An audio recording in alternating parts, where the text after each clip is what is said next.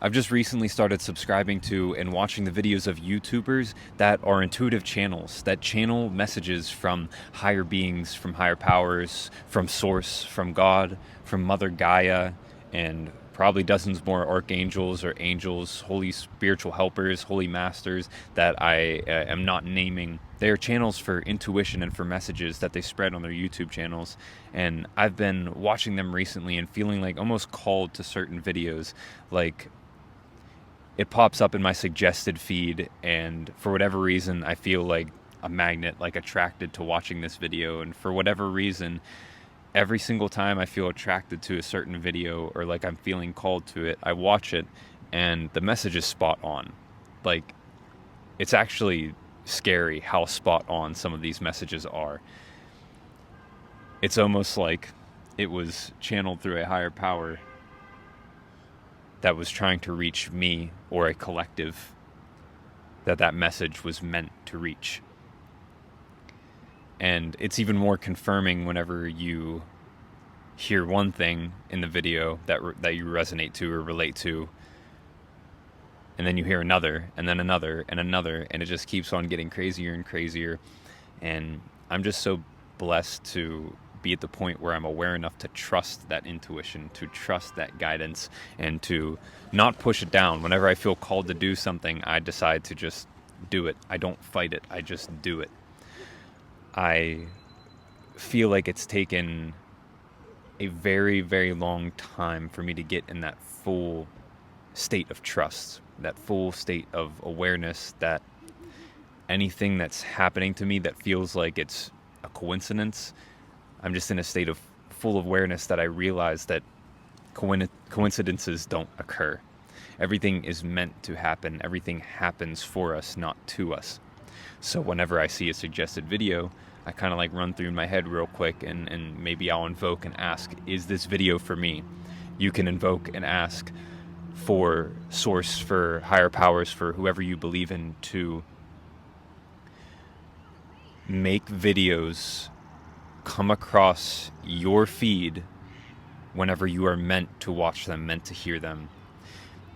You can decide to watch videos and scroll through your feed and watch the same videos you always watch ones that don't serve your highest greatest good, watch ones that just are brain rot and they don't help you in any significant way. Or you can choose to scroll in a different way. You can choose to, whenever you're done and you close out the app, feel uplifted afterwards. You can choose to scroll and feel the same, or even feel drained, or feel guilty, like, oh, I just scrolled for that long. I have been slowly but surely almost completely cutting out scrolling, cutting out even playing too many video games, even watching too much TV. I've been slowly cutting out, and I've been in this transitional phase where I am limiting some of my more quote-unquote time-wasting habits. Even though I do enjoy doing some of those habits, I do enjoy doing some of those things, I know that I am here, I am on this earth for one main reason, and that is to help people. That is to help others that are going through their life's journey, dealing with things in their lives, oftentimes oblivious to other things going on around them, because they're so engulfed in dealing with their problems that they feel they don't have time to appreciate those things. They feel they don't have time to come out in nature and appreciate nature for what it is. They don't have time to heal themselves, to work on themselves. They are often lost in their minds. They're often clouded by all these thoughts. I've been there. I have been there, and because I've been there, I now do whatever it takes to help others realize that they don't have to stay there. You don't have to stay in that state forever. Everything is subject to change. The moment you realize everything is subject to change is the moment you realize that suffering is a choice. You can choose to suffer in life, or you can choose to let go. You can choose to become a victim of your anxiety, of your mental health issues. You can choose to become a victim of your scary emotions and thought forms. You can choose to become a victim of everything going on around you. Or you can choose to realize that we are spiritual beings of light, of love, of power, of intelligence. And somebody's angry. I don't know why. See, I feel like that ducks me in my childhood. Everybody else chasing him around, picking on him, making fun of him. Not actually, but like kind of more like being chased off, feeling like an outcast. That's one of the videos I saw recently. Um, it was saying that I felt like it was saying that you felt like you've been an outcast for your whole life. You felt like you've been different than everybody else. You felt like you never really fit in. And so because of that, because you haven't really felt in, or you haven't really felt like you fit in, you put on this mask so you can make yourself kind of seem like you're like everybody else, so you can fit in, so you can be cool. At some point in high school, and it would make sense. I feel like at some point in high school, I decided that I wanted to fit in more. I wanted to hang out with my friends every time they hung out, and not feel left out. I wanted to wear cool shoes. I wanted to wear cool clothes. I wanted to be a part of the cool friend groups. And I mean, looking back on it, like, yeah, that's just a phase of a lot of people's lives. They have those tendencies at that age, but looking back on it, I think it's deeper than that. I think it's that parts of that even still exist in this point in my life at 25 years old. But I'm realizing that it's because I'm so different and unique that I felt disconnected. And that's largely because I am a high vibrational being. That even back then, when I was asleep to my true nature, I still had a higher vibration. I still, at that point, realized a lot of things that other people didn't. And even though I was skeptical, I mean, I always have been, I mean, in my eyes, a nice person. And of course, I've made mistakes, but deep down, I know my true nature. And now, at this point in my life, I feel like it's even more so that I feel like I don't fit in. But I know that whenever you are a high vibrational being, you attract other higher vibrational beings.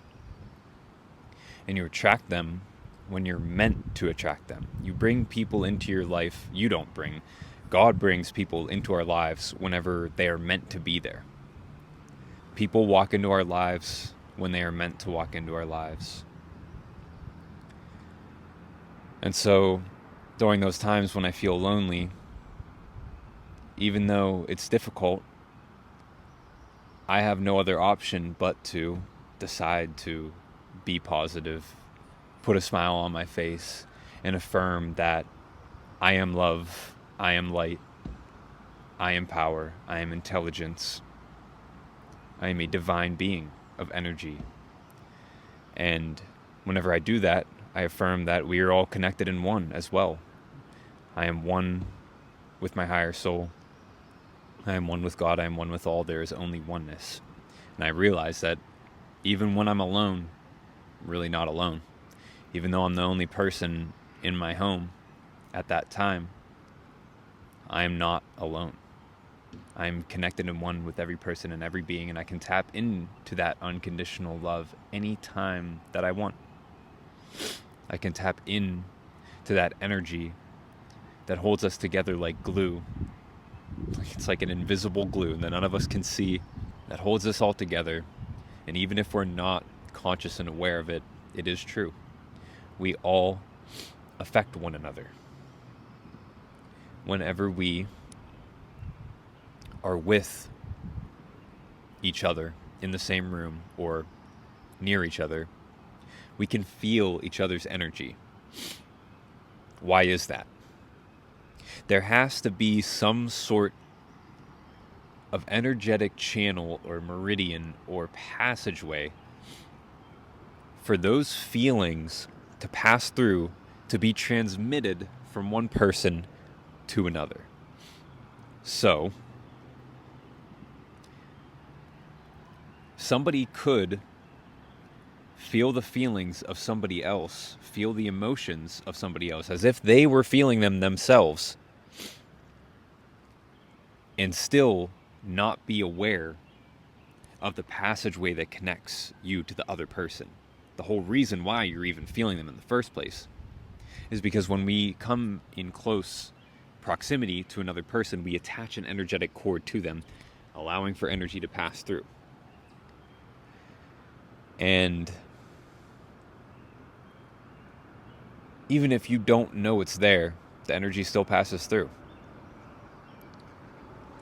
It's nice to know that it's there, because if you know it's there, then you can do something to limit the amount of energy that passes through. Because we don't need to take on what they're experiencing, what they're feeling. We don't. Does it help us understand what they're going through and maybe provoke us to do something about it? Yes, sure. But after that point has been proved, after that has been experienced, after that conclusion has been made, then you have to shield yourself from those energies because they don't need to get into your aura and weigh you down. So what do you do after the experience that you had? And this is for my empaths out there who realize they're empaths. So what do you do after an experience like that? For instance, after work, or after I've just had a conversation with somebody who's visibly stressed, or even just been near them. You cut the cords. Now you do this with both hands, coming down. Now I'm going to do it with one hand because I have my selfie stick in my other one. You come down with both hands, one in front of the other, cut, disconnect, release, and disintegrate. Cut, disconnect, release, and disintegrate. That's how you cut the cords. It's that simple. Anybody can do it.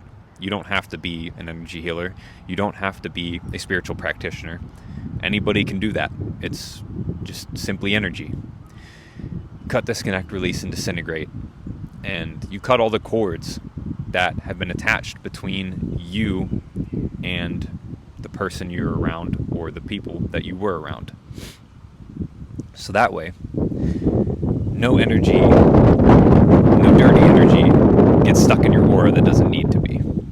This is a long, rambly video, but I feel like anybody who clicked on it was meant to view it, was meant to receive this message, was meant to hear everything in it, regardless of how squirrely and, scatterbrained it was on the different topics, one after another. But they're all very closely related, I feel like, the topics in these videos. At the end of the day, it all comes down to everything is energy.